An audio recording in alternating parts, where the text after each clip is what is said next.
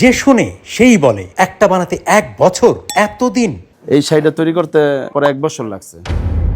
এই শাড়ি এখন চমক, বিশেষ কারণে শাড়িটা ঘুরছে দেশ থেকে বিদেশ। কিন্তু কেন? বিভিন্ন দেশের মিউজিয়ামে আবার এটা দেখতেছে আর কি, 400 বছর আগের একটা জিনিস আবার আসতো নতুন করে। 400 বছর আগের শাড়ি কিভাবে ফিরে আসলো, আসুন জানা যাক ভেতরের গল্পটা। যে 8 লক্ষ থেকে 6 লক্ষ টাকার ভিতরে একটা শাড়ি করে দেওয়া সম্ভব। মসলিনের জন্য বাংলাদেশের মধ্যে শুধু আমি একই আছি, জামদানি পল্লী। এখানে জামদানি শাড়ি তৈরি হইতেছে। আমি এই কাজের সাথে জড়িত প্রায় 35 বছরের মতো। আমি যখন এই ছোট থাকতে, ছেলেরা ছোট থাকতে কাজ করতেছে, এরকমই আমি পাশে বসে কাজ করতাম। তারপরে যে একটা মসলিন শাড়ি করছিলাম 2014 সালে। হ্যাঁ, মসলিন শাড়িটা 3 থেকে 400 বছর আগে বিলুপ্ত হয়ে গেছে, পুনরায় ফিরে আনা যায়। এই আমার একটা আগ্রহ হইলো যে না, একটা মসলিন শাড়ি করা দরকার। যখন মসলিন শাড়ি করা হইলো, শাহবাগ জাদুঘর আমাকে পুরস্কার করলো। এটা হলো অনেক চিকন সুতা, রৌদ্র উঠলে সুতা ফাইটা যায়, কাজ করা যায় না। এটা সকাল 9টা-10টা পর্যন্ত কাজ করতে হয়, বিকেল 5টা থেকে রাত 10টা পর্যন্ত কাজ করতে হয়। এর মধ্যে কাজ করলে সুতা নষ্ট হয়ে যায়, ফাইটা যায়। আর হলো 300 কাউন সুতা। এই সুতাগুলো হলো তুলার থেকে হাতে তৈরি, মেশিনে না, খুবই সফট চিকন। এই শাড়িটা তৈরি করতে পরে 1 বছর লাগছে। এই বাংলাদেশের ভিতরে এখন আমি, তাই এটা অনেক ধৈর্যের ব্যাপার আছে। এটা হচ্ছে শাহবাগ জাদুঘরে তো 105 দিন একটা এক্সিবিশন হয়েছিল। এই লন্ডন চলে গেছে, লন্ডন বিভিন্ন মিউজিয়ামে চলে গেছে।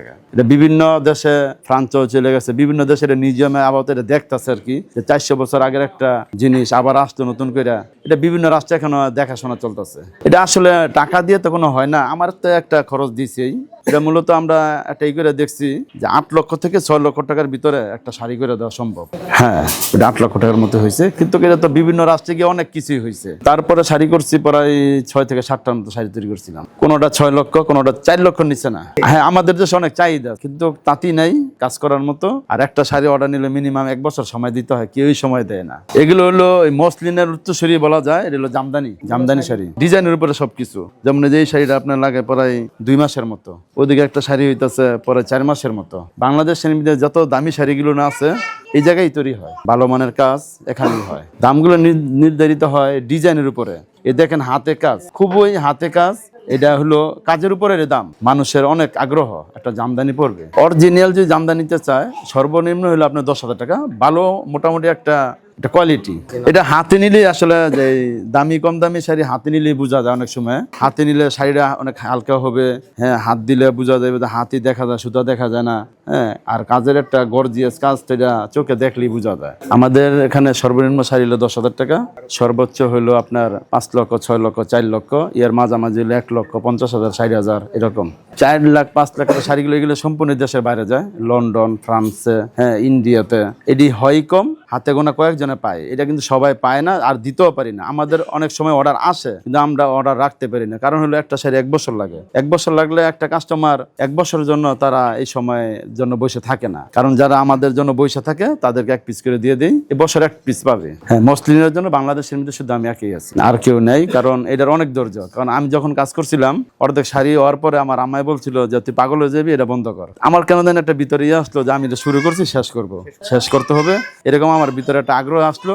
আসার পরে আল্লাহর রহমতে হয়েছে, সাকসেস হয়েছে। মানে দামি দামি শাড়িগুলো অনেক ব্যবসায়ীরা আছে, এমপি মন্ত্রী বউদেরকে গিফট করে। একটা বড় ব্যবসায়ীর স্ত্রী হোক, একটা মন্ত্রীর স্ত্রী হোক, যে আমিও পইরা যাবো, তারা গিফট পাইতো। আবার অনেক সময় আমাদের এলাকায় এসে কিনতো। ফুটিকার বাস তুলার থেকে চরকা দিয়ে হাতে সুতা তৈরি হয়। সুতা তৈরি হয়ে, যেমন এই যে আমাদের মসলিন করছিলাম আগে, এখানে যেমন হাত দেখা যায়, সুতা দেখা যায় না, এরকম। এই মসলিন শাড়িটা আমাদের এই 300-400 বছর আগে তো আমরা তার দেখি না, ইতিহাসে লেখা আছে। হ্যাঁ, এটা তো অনেক সফট একটা জিনিস, সফট, অনেক চিকন সুতা। চার ফাইন সুতো আছে। বিশেষত এইটাই যে তুলার থেকে হাতে তৈরি হয়। হ্যাঁ, একটা সফট একটা শাড়ি।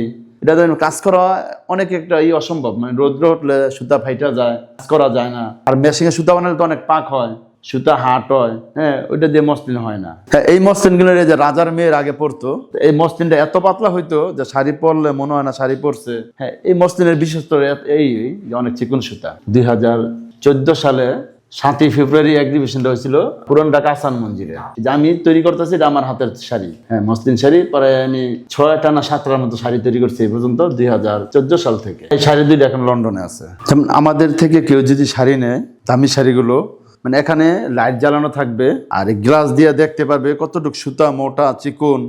এইভাবে লাইট জ্বালাইলে সুতার ঘনত্বটা বোঝা যায়, আর এই গ্লাস দিয়ে দেখলে মনে হয় যে অনেক মোটা চিকন সুতা বোঝা যাবে। বাইন কি কম দেওয়া হয়েছে না বেশি দেওয়া হয়েছে পরীক্ষা নিরীক্ষা করে মানে শাড়ি নিতে পারবে।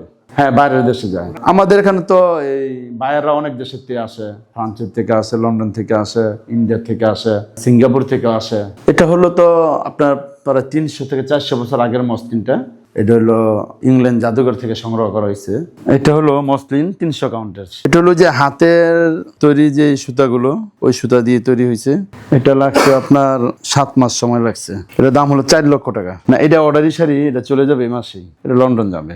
এটা হলো জামদানি শাড়ি, সর্বনিম্ন হলো আপনার 10,000 টাকা। এই কারণে গুণগত মান যেভাবে ভালো হয় ওইভাবে আমরা করি।